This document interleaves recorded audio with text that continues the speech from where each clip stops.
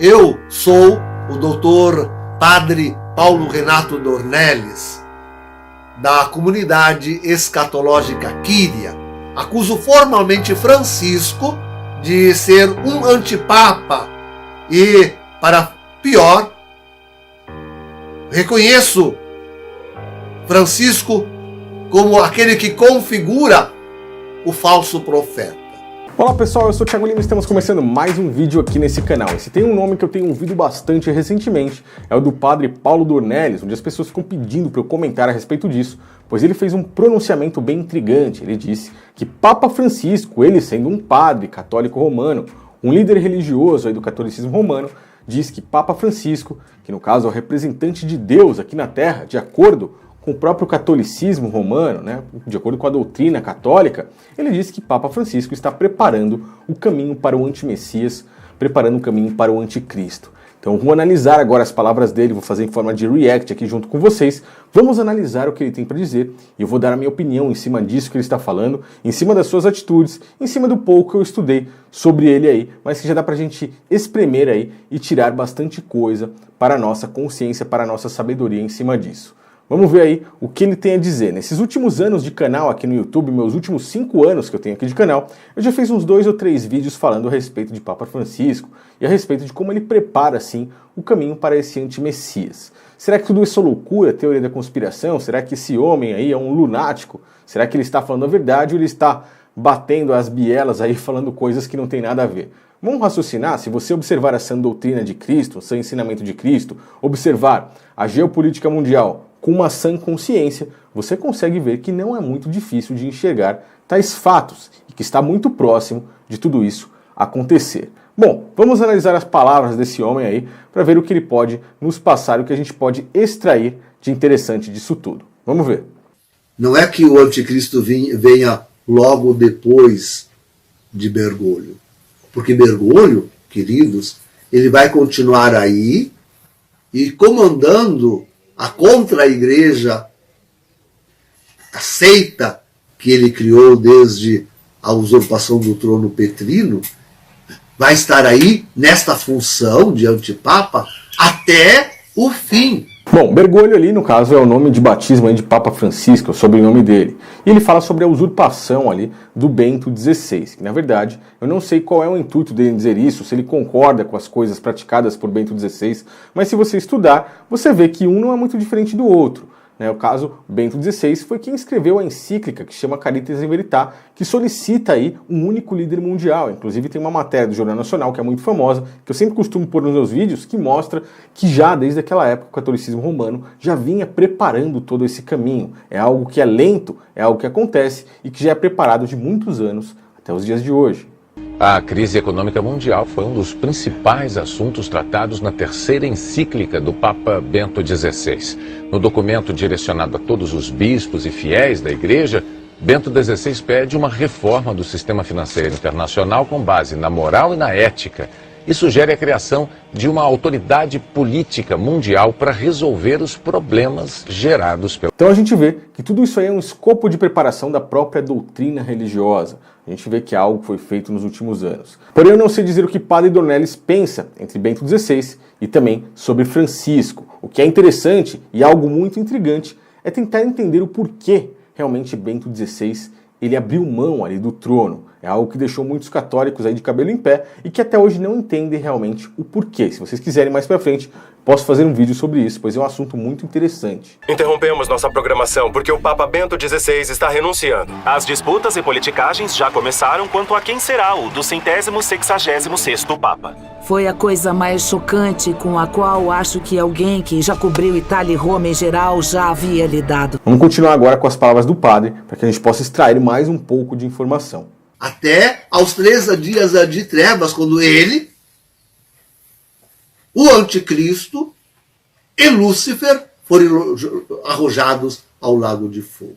Então não é que seja logo depois que de Francisco que vai aparecer o anticristo. Não. O próprio Francisco vai nolo apresentar o anticristo ao mundo. É o Francisco que vai ir com o tempo, devagar, isso vai ser num dia, né? Mas com o transcorrer do tempo dos anos, e vai começar a dar a importância internacional para o anticristo, tanto no campo político quanto no campo religioso. Vai ser Francisco que vai... Bom, o trabalho todo já está pronto, já está feito, né? Algumas pessoas falaram, esse cara é um louco, um lunático. Até agora eu vi muita informação e muita coisa certa de dentro de suas palavras, muita coerência naquilo que ele está falando. Ele está falando que o anticristo vai aparecer logo depois de Francisco. Tanto é que já fazem alguns anos que Francisco está aí e não temos nada, apenas um caminho a ser preparado, um caminho a ser batalhado, e é isso que estamos vendo. Ele fala a respeito dos 3 dias de trevas, aquela profecia dos 3 dias de escuridão, um pouco antes da apresentação do próprio antimessias, e também fala aí a respeito do próprio Satanás, do Lago de Fogo, algumas coisas assim. É interessante lembrar e ver qual é o intuito dele, se ele ainda continua dentro aí das doutrinas católicas romanas. Pois algo bem curioso que aconteceu também no dia que Papa Bento XVI renunciou foi que um raio caiu sobre o Vaticano, algo que pode ser uma grande profecia de 900 anos atrás, o que mostra que poderia ser um sinal de que o próprio espírito ali de Hansatan, do próprio Satanás, tenha descido naquele momento sobre aquela doutrinação religiosa, para introduzir ao mundo aí as bestas, inclusive a grande meretriz, a grande Babilônia, pois por Papa Francisco essas coisas viriam a se tornar clara a todos os povos. Para aqueles que assistiram à TV em busca de conforto, a queda de 2 raios poucas horas depois de um anúncio tão chocante parecia uma coisa fatídica. Então no discurso dele até agora a gente viu muita coerência.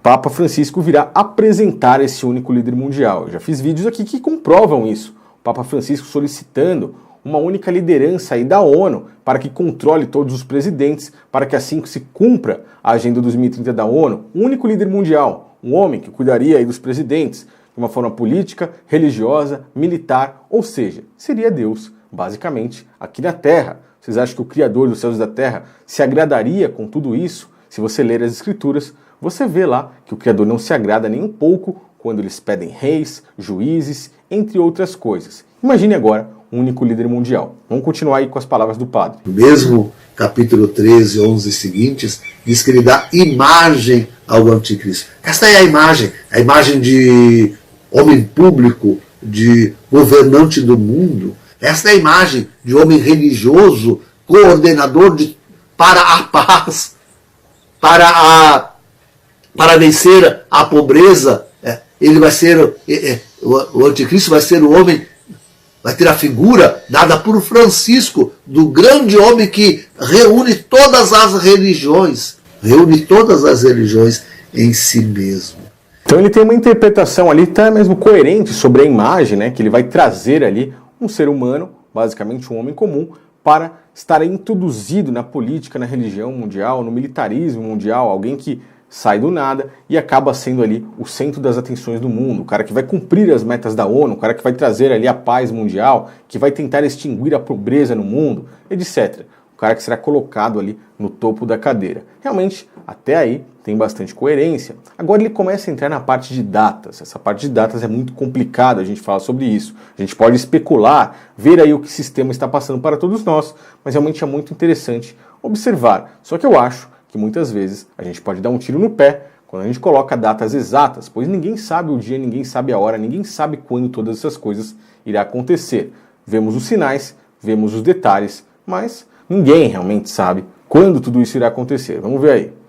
Então, com certeza, já não deve demorar muito. Como eu disse antes, passados esses 7 anos, já estamos quase completando 7 anos diante do pontificado de Francisco, sim, está na hora.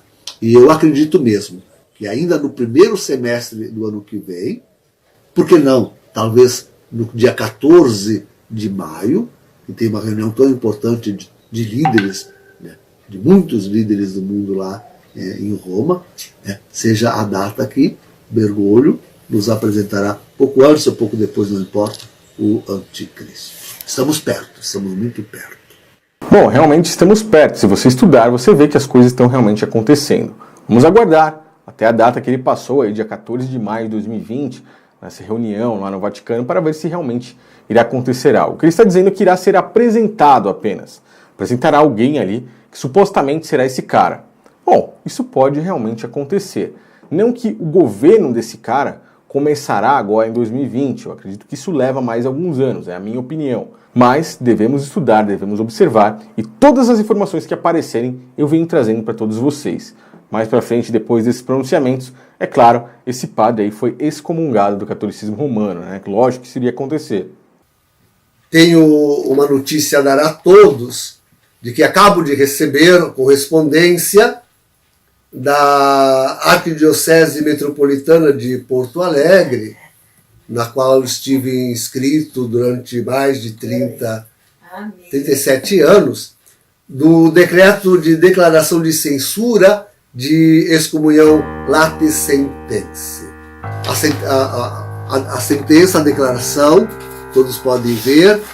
E agora o que me resta saber é se depois de ter todas essas revelações e entender basicamente isso, ele conseguiu entender a sã doutrina de Cristo e largar, enfim, essas práticas religiosas. Pois isso, na minha opinião, é o que verdadeiramente nos afasta do Criador. Cristo não nos ensinou a ter nenhuma religião, pelo contrário, ele lutou contra aquele sistema religioso judaico na época que veio ao mundo há 2000 anos atrás e tentou nos mostrar qual é a verdadeira forma de se achegar ao Criador. No caso, a única religião, de acordo com Tiago, ali apóstolo direto de Cristo, é amparar os órfãos, as viúvas, os necessitados, ou seja, ter amor ao próximo. Essa, na minha opinião, é a única religião que devemos praticar. Então, se ele abandonou esses dogmas religiosos da grande meretriz, é muito válido. Aí sim, ele se introduziu em Cristo, se batizou, não nas águas como eles ensinam, mas no verdadeiro batismo, no verdadeiro ensinamento, pela própria palavra, assim como está escrito nas cartas de Pedro. Isso já é um outro assunto. Me diga aí o que você achou a respeito desse pronunciamento desse padre. Será que ele está realmente louco ou tem muito fundamento nas palavras que ele está dizendo?